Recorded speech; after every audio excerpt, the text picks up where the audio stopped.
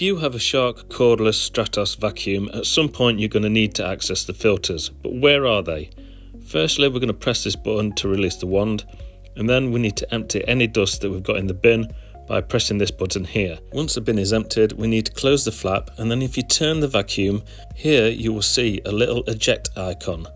If you press this button, you can then pull off the dustbin, and in here, this is where the filters live. You've got this HEPA filter that catches the dust that comes through the motor that would otherwise enter your room, and then you've got a sponge and a pad filter here which comes before your motor. Now my customer had no idea these were here, they've never been cleaned and there's no suction at all. Basically this filter has created a barrier directly in front of the motor here, so there's just zero suction.